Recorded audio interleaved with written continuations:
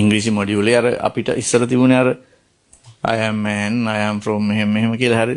ඊට පස්සේ ඒ ටික දාලා යාගේ උස බර අනම්මන ටික ඒ ටික හැමම තියෙනවා. ඊට පස්සේ යටින් තියෙනවා ඔයාට මේ තොරතුරු ටික ඕනි වෙන්නේ මොකටද කියලා. ඒ කියන්නේ එක්සැම්පල් එක. ඔයාට මේ තොරතුරු ටික මොකටද ඕනි වෙන්නේ කියලා.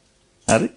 ඊට පස්සේ දාලා තියෙනවා ඔයාට ඉන්ටර්නෙට් එකට ගිහිල්ලා මොනවා හරි වෙබ්සයිට් එකකට යන්න ඕනේ වුණාම ඒකේ පේජ් එක එනවා ඔයාට මේ ටික පුරවන්න ඕනි කියලා. හරිද?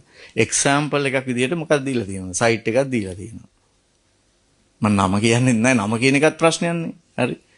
වැඩේ තියෙන්නේ හැබැයි කවුරු හරි ළමෙක් ඒ පොඩි එකේ කයපන්ති හරිද? ඒ සයිට් එක දැන් ඒ සයිට් එකේ නම තියෙනවානේ. ඒ නම සර්ච් කරලා බැලුවොත් තියෙන්නේ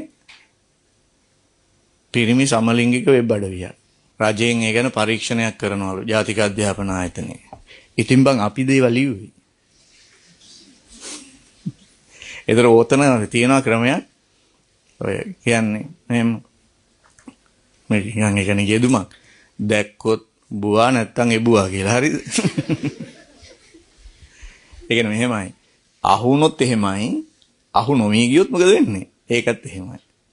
ඒතර ඔබ හිතන්නේ කාට හරි වැරදිලා. ඒතර නැෂනල් ජියෝග්‍රැෆික් එකේ වෙබ්සයිට් එක දාන්න බැරි වුණේ ඇයි? ඒකේ ඇඩ්‍රස් එක. යකෝ මගේ YouTube ඇඩ්‍රස් එක දාන්න තිබුණා නේ. මේක සර්ච් කරලා බලපන් කියලා. නේ? ඇයි අරකම ආවේ? වැරදීමකින්ලු.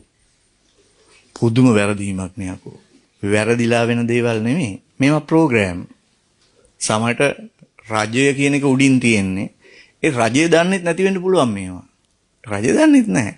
මේක මෙහෙම දාන එක මගින් සමහරට ඒක කරන කෙනාට වෙනම මොකක් වෙනවද? ප්‍රතිලාභ ටිකක් හම්බ වෙනවා. ළමයි දැන් ඒකෙන් හරිද? කොහොමත් ඒගොල්ලෝ දිනු. ඒක කරපු අය. ඇයි දන්නවද? ප්‍රවෘත්ති වලට පවා සයිට් එකේ නම දැම්මා.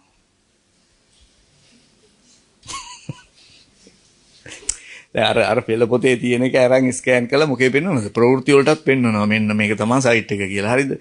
ඒතර ඒගොල්ලන්ට මාර ප්‍රසිද්ධිය ලංකාව පුරා හම්බුණානේ. හරිද? දැන් පෙළ පොතෙන් අයින් වුණත් කමන්නේ. ඇයි? දැන් බලාපොරොත්තු වෙලානේ. නැෂනල් ජියෝග්‍රැෆික් එකේ ඇඩ්‍රස් එක වැටෙන්නේ නැත්තේ. යකෝ ඉලෙක්ට්‍රිසිටි බෝඩ් එකේ එක දාන්න දුන්නා. හැමෝටම ප්‍රයෝජන නැත් වෙනවනේ මේ විදුලි බිල ගෙවන්න හරි.